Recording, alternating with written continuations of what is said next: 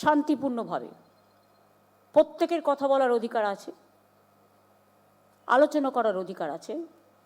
কিন্তু মনে রাখবেন, যে মানুষগুলো বইমেলায় আসে, একদিকে এসআইআর চলছে, প্রায় 110 জনের মতো মানুষ ইতিমধ্যেই মারা গেছেন। কাজেই আমরা যেন সেই কথাটাও মনে রাখি, মানুষের হয়রানির কথাটা। প্রতিদিন তাদের 5 ঘন্টা 6 ঘন্টা করে লাইন দিতে হচ্ছে। লজিস্টিক ডিসক্রিপেন্সি কোনো দিন ছিল না এসআইআরে। একমাত্র স্টেট বাংলায় হচ্ছে, অন্য কোথাও হচ্ছে না। ড্রাফট লিস্ট, ফাইনাল লিস্ট বেরোবার পরেও যাদের এখনও বঞ্চিত হয়েছেন, পাননি, তারা যাবেন। দরকার হলে আপনি অথরাইজড পার্সনকেও পাঠাতে পারবেন। এবং ধরুন আমি মমতা ব্যানার্জি, বাংলায় লিখি মমতা বন্দ্যোপাধ্যায়, ব্যাস বাদ। ওই যে রবীন্দ্রনাথ ঠাকুরের রবীন্দ্রনাথ টেগর, পার্থক্য এটাই। কেউ চক্রবর্তী, কেউ চ্যাটার্জি চট্টোপাধ্যায় লেখে, মুখার্জি বাংলায় আবার মুখোপাধ্যায় লেখে। খুব দোষ হয়ে গেছে। একজনকে বলছে 5টা ছেলেমেয়ের একই বাবা মা হয় কি করে? আরে কি করে বলি বলুন তো? এখন নয়, হাম দো হামারা দো হতা হ্যায়, পেলে তো নেই থা। আচ্ছা, আমাদের যদি বলে বাবা মায়ের সার্টিফিকেট নিয়েছো, বাবা মায়ের জন্মই কবে তাই জানি না, তো সার্টিফিকেট কোথা থেকে আনবো? আমরা তো হোম ডেলিভারি। অটল বিহারী বাজপেয়ীজিও তো তার বয়স আমাকে নিজে একদিন চুপ করে বলেছেন, বইতে লিখে দিয়েছি বলে বলছি, যে 25 ডিসেম্বর মমতাজি हमारा जन्मदिन नहीं है। কবে জিজ্ঞেস করিনি, সেই অধ্যত্তটা দেখায়নি। এরকম অনেকের আছে, আমাদের নিজেদেরও আছে। তো কী করা যাবে?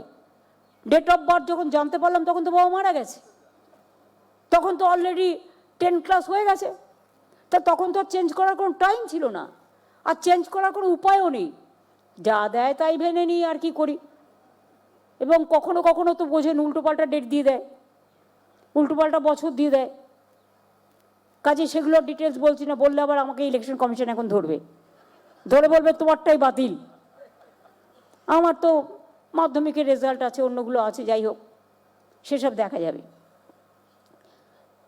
আজকে দীর্ঘদিন বাংলায় থেকে স্বাধীনতা আন্দোলনের পূর্ণভূমি বাংলা, নবজাগরণের জন্মভূমি বাংলা, অমাত্য সেনকে যদি বলে তোমার বাবার সাথে মায়ের বছরের কত ডিফারেন্স, এর থেকে লজ্জাজনক কি হতে পারে?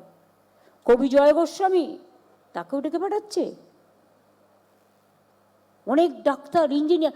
আমি কালকে একটা ছোট্ট দাঁতের ডাক্তারখানায় গেছিলাম, 8 জন কাজ করে, 8 জনকে ডেকেছি।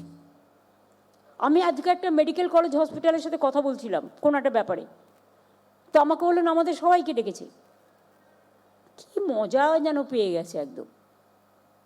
আগে নিয়ম ছিল ইলেকশন কমিশন না, জনগণ নির্ধারিত করতেন কে আসবে কে না আসবে। এখন ইলেকশন কমিশন ভোটের আগেই ঠিক করে দিচ্ছেন কাকে নিয়ে আসবেন, মানে মানুষের গণতান্ত্রিক অধিকার হরণ করে। এটা হতে পারে না, এটা কিন্তু সবাই প্রতিবাদ করবেন। মনে রাখবেন, আমার ঘরে আগুন লাগেনি বলে আমার পাশের বাড়িতে লেগেছে, আমি চুপ থাকতে পারি না। আমার পাড়া প্রতিবেশী যদি সুখে না থাকে, আমিও সুখে থাকতে পারি না, এটা মাথায় রাখবেন। অমর্ত্য সেন, জয় গোস্বামী আপনাদের কিন্তু টাচ করে, সকলকেই টাচ করে। এটা আপনাদের কাছে আমার আবেদন থাকলো।